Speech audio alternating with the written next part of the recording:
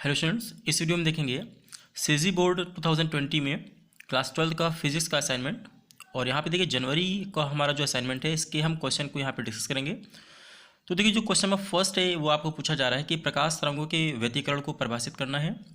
और इसमें आपको जो व्यतिकरण से रिलेटेड हमारा जो यहाँ पे एक्सपेरिमेंट है फ्रिंज का, उसके द्विस्लिट के प्रयोग को यहाँ पे डायग्राम बनाना है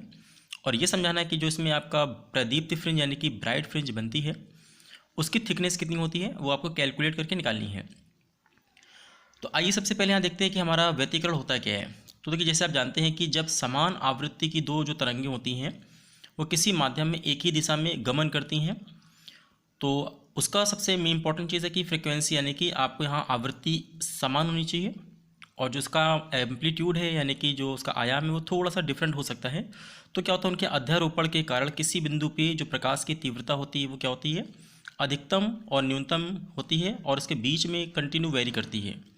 तो यही हमारा जो घटना होती है इसको हम क्या कहते हैं, प्रकाश का व्यतिकरण कहते हैं। और ये बेसिकली दो तरीके की होती है, एक हमारा होता है संपोषी व्यतिकरण और दूसरा हमारा होता है विनाशी व्यतिकरण।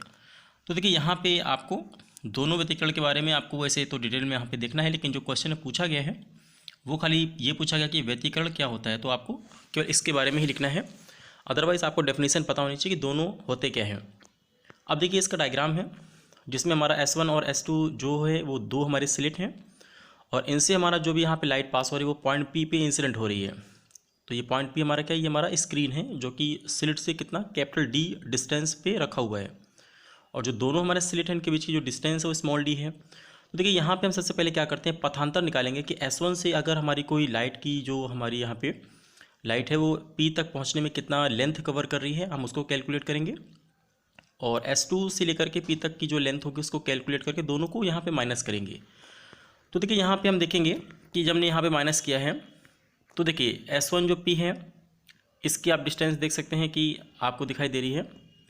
अब उसी तरीके से S2P तक की हम डिस्टेंस यहाँ पे देखेंगे और दोनों को यहाँ पे क्या करना है, आपस में सबट्रैक्ट कर देना है, माइनस कर देना है। तो माइनस करने से आप देखेंगे सबसे पहले हमको मिलेगा पाथ का डिफरेंस यानी पथांतर। अब जो देखिए यहाँ पे जो हमें पथांतर मिला है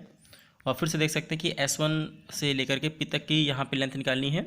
और S2 से लेकर के P तक और दोनों को यहाँ पे क्या करना, माइनस कर देना है। तो माइनस करने से हमारा जो दोनों के इसका डिफरेंस आ रहा है उसको आपको लिखना है। अब ये जो पथांतर आया है वो याद रखिएगा, जो पॉइंट P है हमारा वहाँ पे आपको देखना है कि ये कैलकुलेट करना है कि अगर अदीप्त फ्रिंज बन रही है तो आपको nth यानी कि nth का मतलब है कोई भी हमारी फ्रिंज हो सकती है वो, तो nth हमारी फ्रिंज अगर बनेगी तो उसके लिए हमारा जो पाथ का डिफरेंस होना चाहिए वो आपको याद है कि λ/2 का इवन नहीं होकर के क्या होगा, ऑड फैक्टर होगा। जबकि अगर हम बात करेंगे कि डार्क फ्रिंज की तो वहाँ पे क्या होगा, या सॉरी ब्राइट फ्रिंज की, तो ब्राइट फ्रिंज अगर P पे बनेगी तो वहाँ पे λ/2 का क्या होगा, इवन फैक्टर होगा। तो यहाँ पे जैसे मैंने यहाँ पे NV अदीप्त के लिए यहाँ पे पथांतर को किसके बराबर किया है, 2n-1 इंटू λ/2 और इसके नेक्स्ट वाले के लिए यहाँ पे मैंने n की जगह n+1 यहाँ पे रख दिया है। अब दोनों को यहाँ पे रखने के बाद जब मैं सॉल्व करूँगा तो आपको पता है कि दो क्रमागत, दो लगातार हमारी जो अदीप्त फ्रिंज बन रही है उनके बीच हमारी कौन सी फ्रिंज बनती है, तो आपको ब्राइट मिलेगी यानी कि प्रदीप्त। तो इसको हम दोनों को माइनस करने के बाद हम देखेंगे कि फाइनली हमारा जो ब्राइट फ्रिंज की आपको देखेगी यहाँ पे थिकनेस, वो आपको यहाँ पे बीटा से अगर हम डिनोट कर रहे हैं तो beta equal to lambda capital D upon small d। और यही हमारा क्या है, ये हमारा ब्राइट फ्रिंज के लिए चौड़ाई का व्यंजक है। तो आई होप आपको ये क्वेश्चन समझ में आया होगा